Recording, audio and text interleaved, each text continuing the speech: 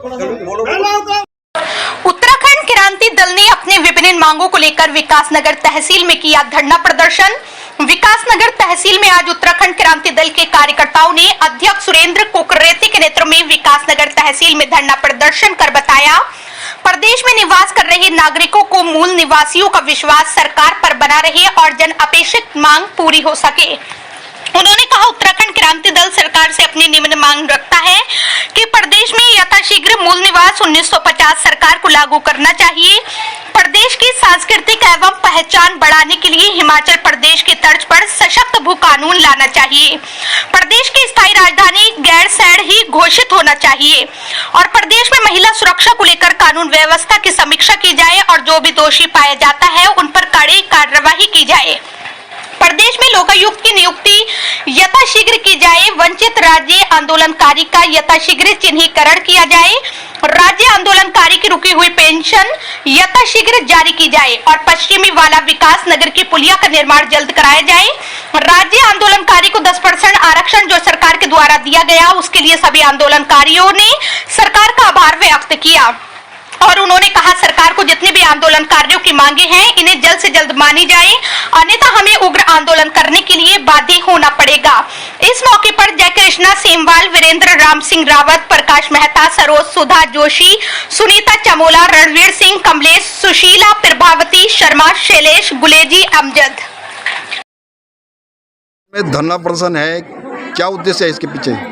पहला उद्देश्य तो जो है, जो माँ बहनों जो अपराध होने जा रहे हैं उत्तराखंड के अंदर या संपूर्ण भारत के अंदर, वो चिंताजनक है और विशेष तौर से देवभूमि के अंदर जो हो रहा है, भूतो न भविष्य, न कभी सोचा था कि राज्य बनने के बाद ये सब कुछ होगा।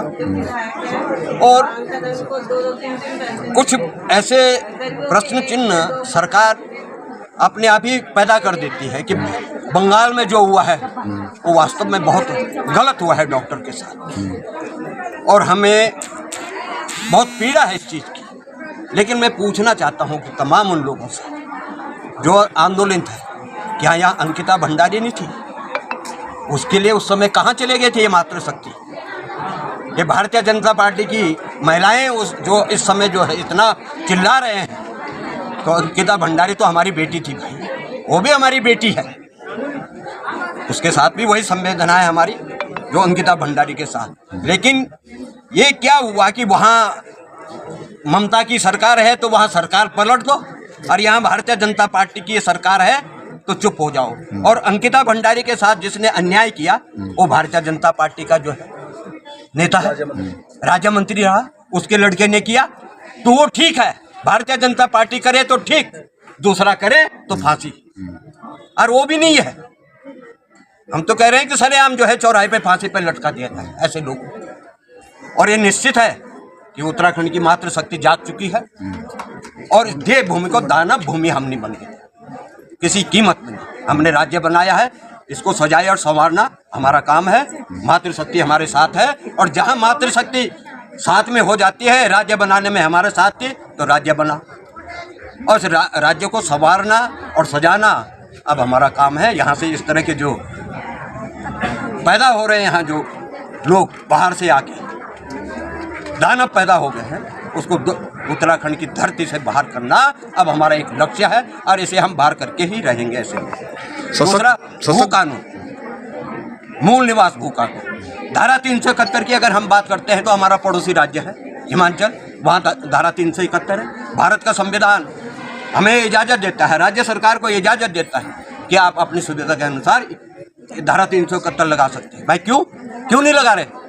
हम ये कह रहे हैं कि आप भू कानून भी ना लगाइए, आप मूल निवास भी ना करिए, आप धारा 371 यहाँ लगा दीजिए। बाहर का आदमी ना यहाँ नौकरी करे और बाहर का आदमी ना यहाँ जमीन खरीदे, अपने आप हो जाएगा।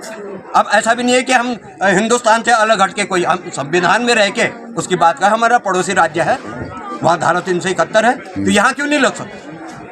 ये साजिश के तहत जो है संपूर्ण उत्तराखंड को लूटा जा रहा है और हमें देख रहे हैं। आप क्या चाहते हैं? हम ये चाहते हैं कि धारा 371 यहाँ लागू हो, मूल निवास यहाँ लागू हो और हमारा जो हक हुकूक है उसमें डाका, बाहर का आदमी डाका। और हमारे जो नौनिहाल है उनका मुंह का ग्रास छीन के जो है बाहर के लोगों के बच्चों के मुंह में न डाला जाए। हमने जो राज्य लिया है, हमने यहाँ के बच्चों, चाहे हिंदू है, मुसलमान है, सिख है, ईसाई है, उत्तराखंड का होना चाहिए उनके लिए जो है ये राज्य हमने लिया है, ना कि बाहर के लोगों के लिए। 10% आरक्षण, क्षैतिज आरक्षण लागू किया है आंदोलनकारियों को, क्या सहमत हैं?